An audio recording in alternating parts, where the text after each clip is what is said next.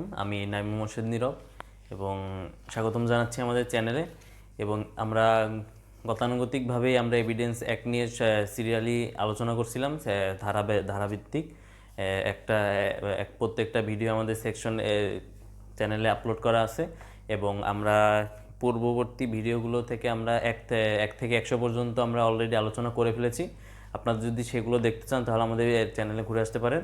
এবং আজকে আমরা আলোচনা করব এবং আজকে আমাদের আলোচনার বিষয়বস্তু হচ্ছে ধারা 101 থেকে 120 পর্যন্ত, যেখানে আমরা বার্ডেন অফ প্রুফ সম্পর্কে আলোচনা করব, স্টপেল সম্পর্কে আলোচনা করব এবং কারাগার সাক্ষী দেওয়ার যোগ্য এই বিষয়গুলো নিয়ে আলোচনা করব, যেগুলো ধারা 101 থেকে 120 পর্যন্ত উল্লেখিত আছে। তো এই বিষয়গুলো চলুন দেখা যাক। তো আমাদের প্রথমে বুঝতে হবে যে বার্ডেন অফ প্রুফ বা প্রমাণের দায়ভারটা কী। বার্ডেন অফ প্রুফটা মেনলি হচ্ছে যে একটি বিষয় সাক্ষী দেওয়ার ক্ষেত্রে একটি বিষয় প্রমাণের দায়ভারটা কার উপর বর্তায়, সেই বিষয়টি হচ্ছে বার্ডেন অফ প্রুফ। মানে প্রমাণের দায়টা কার উপরে আছে সেই বিষয়টিকেই প্রমাণের দায়ভার হিসেবে বিবেচনা করা হয়েছে।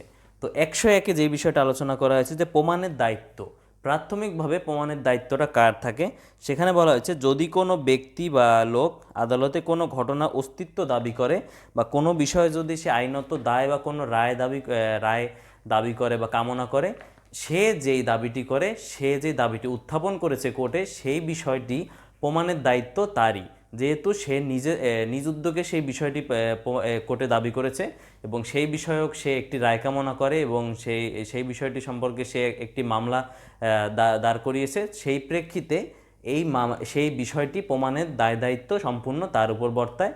এখানে বলতে গেলে একটি মামলায় যে বাদী আর বিবাদী থাকে বা আসামি বা অপরপক্ষ থাকে, প্রতিপক্ষ থাকে, এখানে যে বাদী যে মামলাটি দায়ের করেছে, প্রথমতভাবে প্লেন দ্বারা যে দেওয়ানি মামলায় বাদী একটি মামলা দায়ের করে থাকে, সেখানে এই বাদী তার বিষয়টি প্রমাণ করবে, এই বিষয়টি এখানে বুঝিয়েছে। সেকশন 2-এ যে বিষয়টি দাঁড় করিয়েছে সেটি হচ্ছে প্রমাণের দায়িত্ব যার উপর বর্তায়। তো একটি দেওয়ানি মোকদ্দমার ক্ষেত্রে বা দেওয়ানি কার্যক্রমে যদি কোনো পক্ষই কোনো সাক্ষী প্রদান করতে না পারে, তাহলে যেই পক্ষ হেরে যাচ্ছে সেই পক্ষ একটি তার সাক্ষ্য উত্থাপন করবে। তো সেখানে বলেছে যে মোকদ্দমায় যে হারবে বিষয়বস্তুটি তাকেই প্রমাণ করতে হবে। যেমন এখানে আমরা একটা উদাহরণস্বরূপ বলতে পারি, যেমন ক এবং খ বা এক্স এবং ওয়াই যে কোনো একটা নাম ধরতে পারি, তাদের মধ্যে একটি জমি নিয়ে কোনো বিবাদ আছে এবং সেখানে একজন দখলদার এবং ওয়াই এখানে দখলদার, এক্স এখানে দাবি করছে যে এই জমিটি তার এবং ওয়াই দখলে আছে, সেটা ভুয়া দলিল বেসে সেখানে দখলে আছে এবং এক্স সেখানে দখল দাবি করে। এইখানে এক্স যে দখল দাবি করলো সেও কোনো সাক্ষ্য উত্থাপন করতে পারছে না এবং ওয়াই সেখানে দখলে আছে, ওয়াইও কোনো তার দাবির প্রেক্ষিতে কোনো সাক্ষ্য উত্থাপন করছে না।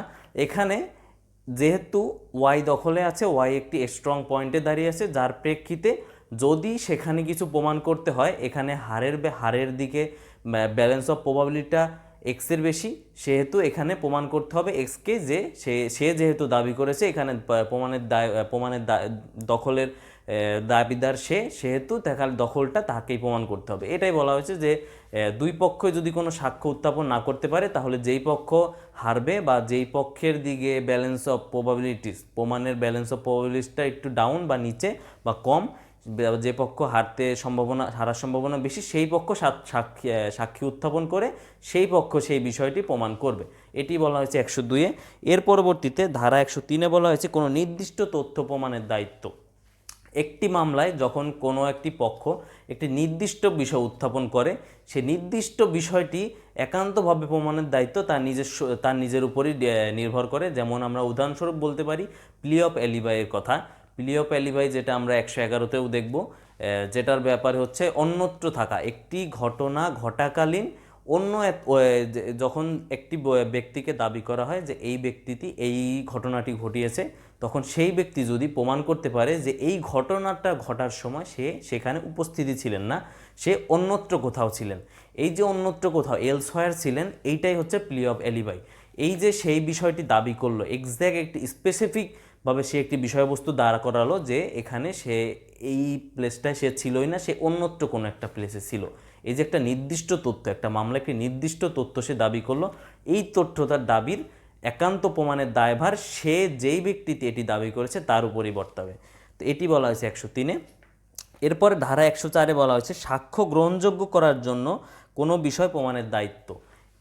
একটি মামলায় অনেকগুলো সাক্ষ্য উত্থাপন করা হয়, তো সাক্ষ্যটা গ্রহণ করানোর জন্য বিভিন্ন ধরনের বিষয় বা প্রমাণাদি উত্থাপন করা হয়।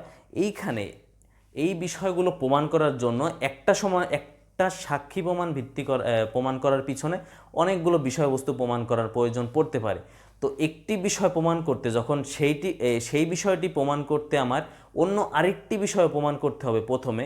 যেমন আমি একটি দরজা আছে, দরজা দিয়ে ঢোকার পরে কোনো একটি ক্রাইম হয়েছে, তো আদৌ এই ব্যক্তি যে দরজা দিয়ে ঢুকেছে এইটা যে প্রমাণ করতে হবে, মানে শুরুতে আমাকে প্রমাণ করতে হবে সে এই দরজাটা দিয়ে ঢুকেছে, তারপরে সে সেই অপরাধটি করেছে। এখানে দ্বিতীয় ধাপটির প্রমাণের পূর্বে তাকে প্রথম ধাপটি এখানে শুরুতে প্রমাণ করতে হবে। তাহলে এখানে প্রমাণের দায়িত্বটি সেই ব্যক্তির উপরই বর্তাবে, এবং যে এই একটি দ্বিতীয় মর্মেরটা প্রথম মর্ম থেকে এসেছে, সেই প্রথম মর্মটাও সে যে দাবি করেছে তার প্রমাণ করতে হবে, এবং দ্বিতীয় যেই ফ্যাক্টটি আছে সেটিও তার প্রমাণ করতে হবে। তো এই বিষয়টি এখানে বলেছে সাক্ষ্য গ্রহণযোগ্য করার জন্য কোনো যদি নতুন একটি বিষয় উত্থাপিত হয়, তাহলে সেই নতুন বিষয়টিও সেই ব্যক্তিকে প্রমাণ করতে হবে। তারপরে তার সাক্ষী গ্রহণযোগ্যতা পাবে এবং তার মামলা সামনের দিকে যাবে, এবং তার দিকে সেই মামলার ব্যালেন্সটা আপগ্রেড হবে বা গ্রো আপ করবে। এরপরে বলা হচ্ছে ধারা 105-এ, যেটি বলা হচ্ছে ব্যতিক্রম প্রমাণের দায়িত্ব। আমরা পেনাল কোড দণ্ডবিধিতে 76 থেকে 105 ধারা পর্যন্ত আমরা সাধারণ ব্যতিক্রমের কিছু নিয়মাবলী আছে, যেগুলো আমরা যখন পেনাল কোড আলোচনা করব পরবর্তী ভিডিওতে, তখন আমরা আস্তে আস্তে বিষয়গুলো দেখব। আমরা তখন সাধারণ ব্যতিক্রম সম্পর্কে ডিটেলস আলোচনা করব। তো ধারা 76 থেকে 105 পর্যন্ত কিছু সাধারণ ব্যতিক্রম সম্পর্কে আলোচনা করা হয়েছে, যেমন শিশুরা 9 বছরের নিচে অপরাধ করলে সে অপরাধী নয়, কারণ তার সেই পরিমাণ বোধশক্তি তার থাকে না, বা 9 বছরের বেশি 12 বছরের কম, তার বোধশক্তির উপর ডিপেন্ড করে আদৌ সে অপরাধী কিনা। তো এই ধরনের অনেক বিষয়বস্তু থাকে। বা অ্যাক্সিডেন্টাল পারপাসে কোনো ধরনের অকারেন্স ঘটে গেছে, বা অ্যাক্সিডেন্টাল কমিউনিকেশনের ক্ষেত্রে কোনো একটা অকারেন্স ঘটছে, বা কোনো ধরনের অপরাধ হয়ে গেছে, এই ধরনের ব্যতিক্রম যার প্রেক্ষিতে বোঝা যায় যে এটি করার ক্ষেত্রে সে একজন অপরাধী নয়, এটি একটি ব্যতিক্রম বেসিস একটি ঘটনা। তো এই ধরনের যদি কেউ দাবি করে যে আমি এখানে অপরাধী নই, যেমন একটি কাঠের একটি কুঠার দিয়ে কাঠ কাটার সময় অ্যাক্সিডেন্টলি বা দুর্ভাগ্যক্রমে সেই কুঠারের যে ধারালো পার্টটি আছে সেটি খুলে যে অন্যত্র কারো গায়ে যেয়ে পড়ে, যার প্রেক্ষিতে তার মৃত্যু ঘটে। এখানে তার যে মৃত্যু ঘটলো এটা টোটালি একটা অ্যাক্সিডেন্ট, এখানে তার নির্দিষ্ট কোনো ইন্টেনশন, মোটিভ, গোল কিছুই ছিল না। এই বিষয়টি প্রমাণের দায়িত্ব তার উপরেই বর্তাবে, যে সেটা অ্যাক্সিডেন্টালি খুলে গেছে, তার কুঠার থেকে সেই ধারালো পার্টটি সেটা যে অ্যাক্সিডেন্টালি খুলে গেছে, তার কোনো ধরনের কোনো ইন্টেনশন ছিল না। এটি যে দাবি করছে যে আমার কোনো ইন্টেনশন ছিল না, সেখানে সেই বিষয়টি প্রমাণ করবে যে হ্যাঁ এক্স্যাক্টলি আমার এখানে কোনো ইন্টেনশন ছিল না। এই বিষয়টি প্রমাণের দায়িত্ব টোটালি সেই ব্যক্তির উপরই বর্তাবে। এটি বলা হয়েছে ধারা 105-এ। এরপরে বলা আছে যে ধারা 106, যেখানে বলা হয়েছে যে ঘটনা বিশেষভাবে কারো গোচরে থাকে। তো যেই ঘটনাটি বিশেষভাবে কারো গোচরে থাকে, বা ঘটনা যখন কোনো ব্যক্তির বিশেষভাবে জানা থাকে, তখন সেই ঘটনা প্রমাণ করার দায়িত্বটি সেই ব্যক্তির উপরই বর্তায়। তো এখানে একটি বিষয় আছে, সেটি হচ্ছে ওয়াইফ কিলিং কেস। যেমন একজন স্বামী বা স্ত্রী তাদের বিষয়পত্র বা তাদের তথ্যাদি তারা একে অপরের বিষয়পত্র তারা অবশ্যই ভালো জানবে, বা তারা বিশেষভাবে অবগত থাকবে তাদের বিষয়গুলো সম্পর্কে। তো এইখানে যদি ওয়াইফ কিলিং কেস বলে একটা বিষয় আছে, সেখানে হচ্ছে ওয়াইফ যদি মারা যায় একটি ঘরের মধ্যে এবং সেখানে স্বামী স্ত্রী দুইজনই বিদ্যমান ছিল, তাহলে ওয়াইফ অ্যাকচুয়ালি কীভাবে মারা গিয়েছে সেই বিষয়ে স্বামীর অবগত থাকা এটা একটি প্রাইমারি বিষয়, এটা সে জানতেই পারে। এখানে একটা স্পেশাল ইস্যু ক্রিয়েট হয়েছে যে এখানে যেহেতু স্বামী ব্যতীত আর কেউ ছিল না, সেহেতু অবগত হওয়ার মতো বিষয় বা আমাদের মামলাতে সাক্ষী হিসেবে অবগত করার বিষয় এখানে অবশ্যই স্বামীকে ইনক্লুড করা হবে। তো এইখানে যে বিশেষভাবে সে বিশেষভাবে গোচরে ছিল, বা সে যে এই অপরাধটি করেনি, স্বামী যেখানে অপরাধটি করেনি, ওয়াইফের কিলিংটি যে স্বামীর দ্বারা হয়নি, এই বিষয়টিও এখানে সেই স্বামীকেই প্রমাণ করতে হবে। এটি বলা আছে ধারা 106-এ, যে বিশেষভাবে অবগত থাকলে সেই বিষয়টি সম্পর্কে তার প্রমাণ করতে হবে, এবং সেই বিষয়টি সম্পর্কে সে তার নিজস্ব সাক্ষ্য উত্থাপন করবে। এরপরে যেটি আছে সেটা হচ্ছে যে মৃত প্রমাণের দায়িত্ব 107-এ বলা আছে। সেটি হচ্ছে যখন কোনো ব্যক্তি জীবিত না মৃত এ বিষয়ে কোনো প্রশ্ন দেখা দেয়, এটি দেখানোর দায়িত্ব অ্যাকচুয়ালি যখন 107-এ বলা হয়েছে 30 বছর যাবৎ যাকে আমরা জীবিত হিসেবে জানি, তাকে যদি কোনো ব্যক্তি এসে মৃত দাবি করে, তাহলে সে যে মৃত সেটা প্রমাণ করার দায়িত্ব যে ব্যক্তি দাবি করেছে তার উপরই বর্তাবে। এবং 108-এ বলা হয়েছে কেউ এই সেম ধরনের কোশ্চেন বা ইস্যু অ্যারাইজ করলে, সেখানে যদি কোনো ব্যক্তিকে জানা থাকে যে 7 বছর যাবৎ সে নিখোঁজ বা মৃত, এমন ধরনের কোনো বিষয়পত্র জানা থাকে, সেখানে যদি তাকে কেউ জীবিত হিসেবে প্রমাণ করতে চায় বা জীবিত হিসাবে তাকে দাবি উত্থাপন করে, সেক্ষেত্রে সেই যে জীবিত হিসাবে দাবি উত্থাপন করবে, সে যে দাবি উত্থাপন করবে সেই প্রমাণ করবে যে না, সেই ব্যক্তিটি অ্যাকচুয়ালি সে জীবিত আছে। এটা বলা আছে 108-এ। এরপরে যে বিষয়টি হচ্ছে সম্পর্ক প্রমাণের দায়িত্ব, সেটা আছে ধারা 109-তে। সম্পর্ক প্রমাণ বলতে এখানে কিছু ব্যক্তিগণ পরস্পর অংশীদার কিনা, বা মালিক এবং প্রজা কিনা, প্রধান এবং প্রতিনিধি কিনা, এই ধরনের যদি কোনো সম্পর্ক থাকে, তো অপর কোনো ব্যক্তি এসে যদি সেখানে দাবি উত্থাপন করে যে না, এই ধরনের তাদের কোনো সম্পর্ক নেই বা এই ধরনের কোনো সম্পর্ক ছিল না, বা তাদের এই ধরনের কোনো কন্ট্রাক্টও ছিল না, চুক্তি ছিল না, তাহলে যেই ব্যক্তি দাবি করছে যে এই ধরনের কোনো কন্ট্রাক্ট বা ইস্যু ছিল না, সেই দাবি করবে, সেই প্রমাণ করবে যে আদৌ তাদের মধ্যে এমন কোনো সম্পর্ক ছিল না। এটা বলা আছে 109-এ। এরপরে 110-এ যেটা বলা আছে যে মালিকানা প্রমাণের দায়িত্ব। তো এখানে একজন ব্যক্তি মালিক এবং কোনো জিনিস বা কোনো জমি বা স্থাবর সম্পত্তি, অস্থাবর সম্পত্তির দলিল দখলকারী ব্যক্তি, তারা যে মালিকানা, তার যে একটি জমির ক্ষেত্রে সাপোজ যদি কোনো মালিকানা থাকে, সেই মালিকানা যদি অপর কোনো ব্যক্তি এসে দাবি করে যে তার সেখানে কোনো মালিকানা নেই, সেখানে ওই অপর ব্যক্তি মালিক, অন্য কোনো ব্যক্তি মালিক বা আমি মালিক, তো যে এই বিষয়টি দাবি করবে যে দখলে আছে সে মালিক নয়, আরেকজন ব্যক্তি মালিক, সেই প্রমাণ করবে যে আদৌ সে যে দখলে আছে সে মালিক নয়। যে দাবি করবে এখানে তাকেই সেই বিষয়টি প্রমাণ করতে হবে। এটা বলা আছে 110-এর ক্ষেত্রে, যে মালিকানা প্রমাণের যে দায়িত্বটা, যে দায়ভারটা যার উপরে বর্তায়। এরপরে আছে ধারা 111-তে সরল বিশ্বাস প্রমাণের দায়িত্ব। তো পক্ষবিন্দের মধ্যে এক পক্ষের সাথে অন্য পক্ষের আস্থার যে সম্পর্কটা থাকে, সেই আস্থার ভিত্তিতে, সেই সরল বিশ্বাসের ভিত্তিতে যদি কোনো লেনদেন করা হয়, তাহলে সেই লেনদেনটা যে আদৌ সরল বিশ্বাস হয়েছে সেটি প্রমাণের দায়িত্ব, সেটি প্রমাণের দায়িত্ব রয়েছে যে সক্রিয় আস্থার সম্পর্ক দ্বারা যেই বিষয়টি ছিল, যারটা নিজ হিসাবে ছিল, তাকেই সেটি প্রমাণ করতে হবে। যেমন এখানে আমরা বলতে পারি একটি পুলিশ এবং অপর কোনো একটি আসামি বা কোনো ক্লায়েন্টের সম্পর্কের ক্ষেত্রে, যেমন এখানে একটি ক্লায়েন্ট কোনো পুলিশকে কোনো ঘুষ দিতে পারে, তো যারা একটি মামলার ক্ষেত্রে প্রতিপক্ষ ছিল, তো এইখানে বিষয় হচ্ছে যে তার কোনো একটি সম্পত্তি সেই পুলিশের নামে করে দেওয়া হয়েছে।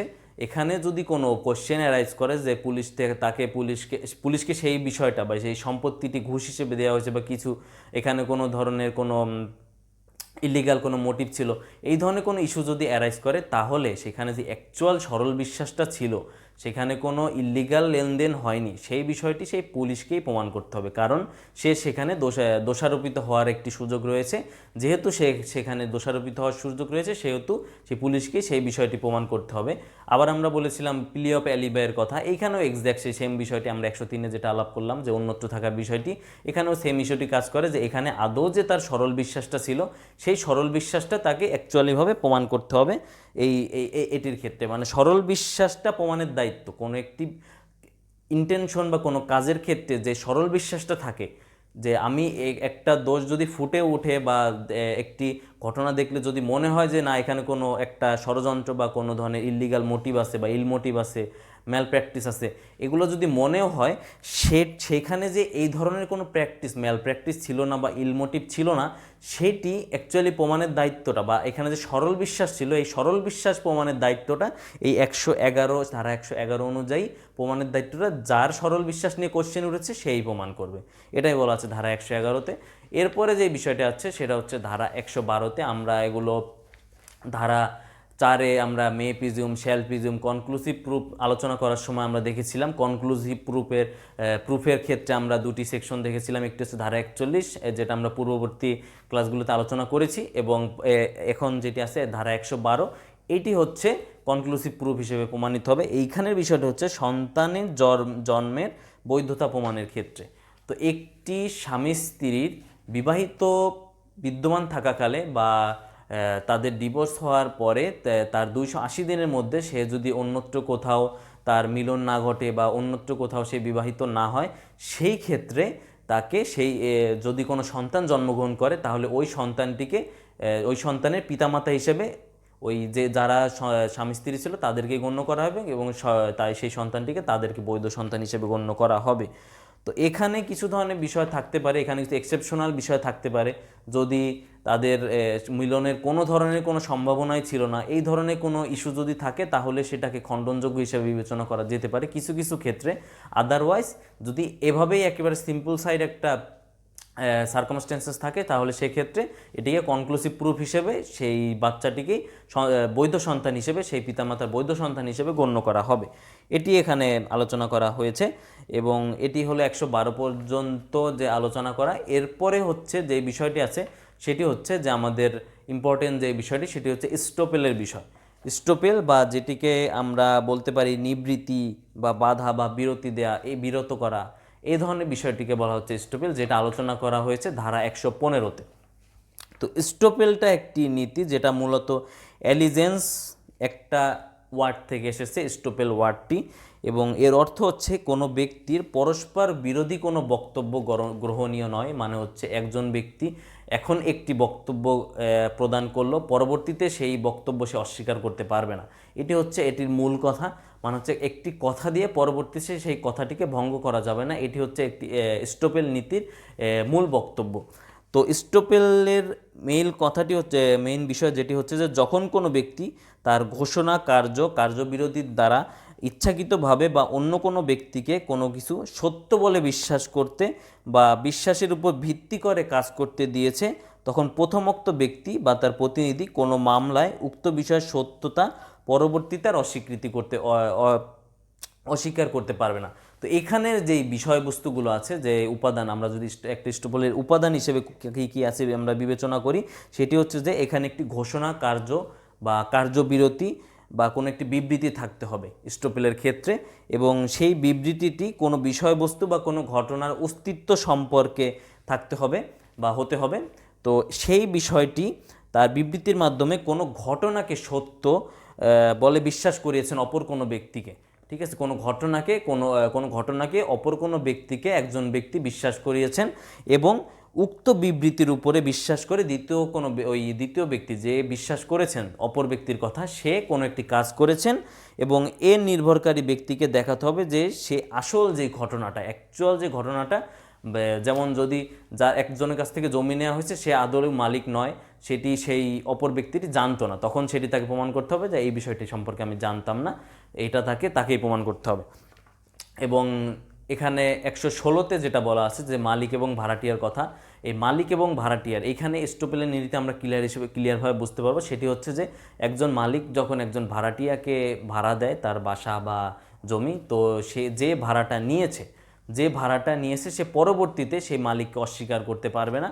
তো এটি হচ্ছে যে যেহেতু তার সাথে কথা দিয়ে একটা কন্ট্রাক্টে এসেছে, তো তার সাথে তার ডিলিংসটি কন্টিনিউ করতে হবে, পরবর্তীতে তার কথার খেলাপ করা যাবে না, বা মালিকও পরবর্তীতে বলতে পারবে না যে তাকে আমি ভাড়া দেইনি, বা এই ধরনের কোনো কথাবার্তা বলতে পারবে না। এটা 116-তে ভাড়াটিয়া এবং মালিকের কথা বলা আছে। তো স্টোপেলের নীতি হচ্ছে এটি যে একটি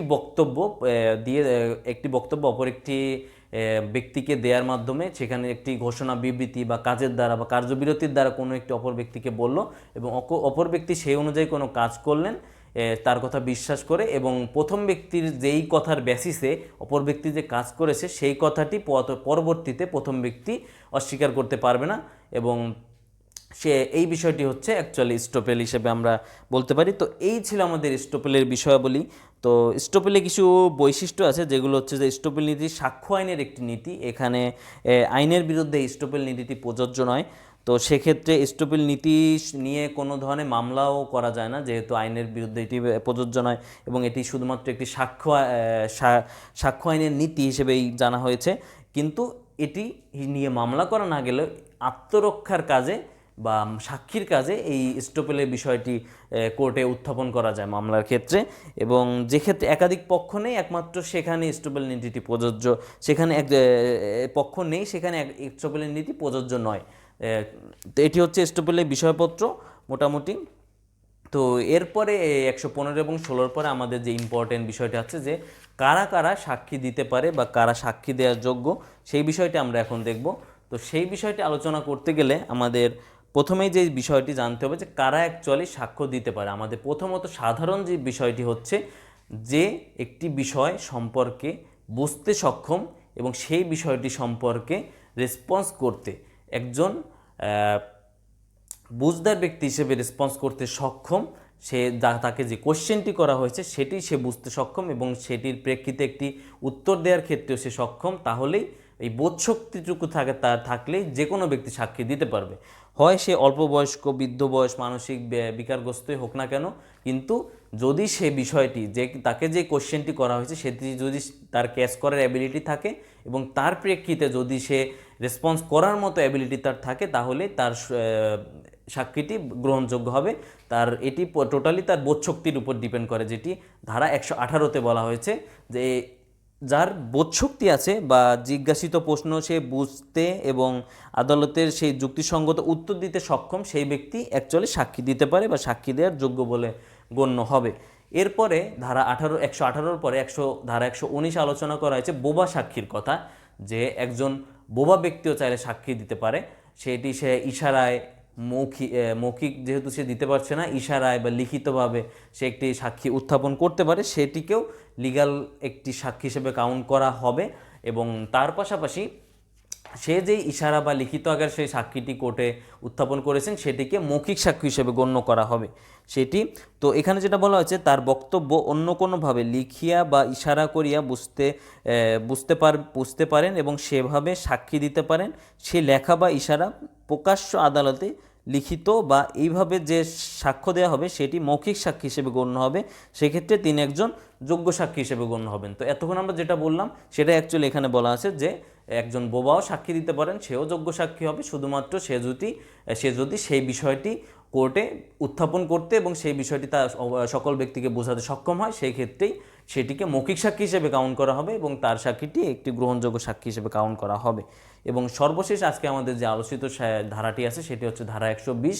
ধারা 120-এ বলা হয়েছে দেওয়ানি মামলার ক্ষেত্রে একটি স্বামী বা স্ত্রী যে থাকে তারা একে অপরের প্রতি সর্বক্ষেত্রে যোগ্য সাক্ষী হবে এবং ফৌজদারি মামলার ক্ষেত্রে তারা একে অপরের পক্ষে সাক্ষী দেওয়ার ক্ষেত্রে যোগ্য হবে না, কিন্তু একে অপরের বিরুদ্ধে সাক্ষী দেওয়ার ক্ষেত্রে তারা যোগ্য সাক্ষী হবে। এটি 120 আলোচনা করা হয়েছে যে সাক্ষী দেওয়ার ক্ষেত্রে দেওয়ানি মামলায় কোনো বাধা ধরা নেই, তারা পক্ষেও সাক্ষী দিতে পারে, বিপক্ষেও সাক্ষী দিতে পারে, কারণ একটি দেওয়ানি মামলায় ব্যালেন্স অফ প্রবাবিলিটিসের উপরে বিবেচনা করা হয় যে আদৌ সে সাজা পাবে কি পাবে না।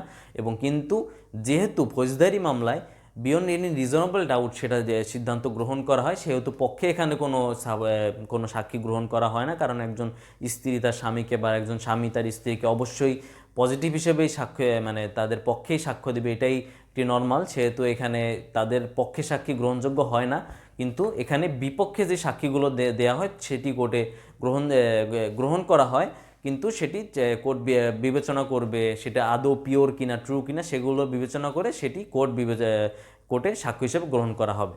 তো এটিই ছিল আজকের মতো আমাদের আলোচনা ধারা 120 পর্যন্ত। আমরা 100 থেকে 120 ধারা পর্যন্ত, 101 থেকে 120 ধারা পর্যন্ত আলোচনা করলাম, যেখানে আমাদের বার্ডেন অফ প্রুফ, স্টোপেলের বিষয়টি এবং কারা কারা সাক্ষী দেওয়ার যোগ্য, এই বিষয়গুলো উঠে এসেছে। তো এরপরে আমরা পরবর্তী ভিডিওতে আমরা এর পরবর্তী ধারাগুলো আলোচনা করব এবং আস্তে আস্তে আমরা এভিডেন্স অ্যাক্ট শেষ করব এবং তার পরবর্তীতে আমরা অন্যান্য অ্যাক্টগুলো আস্তে ধীরে কভার করব। তো আজকের ভিডিও এই পর্যন্তই। ধন্যবাদ সকলকে। আসসালামু আলাইকুম।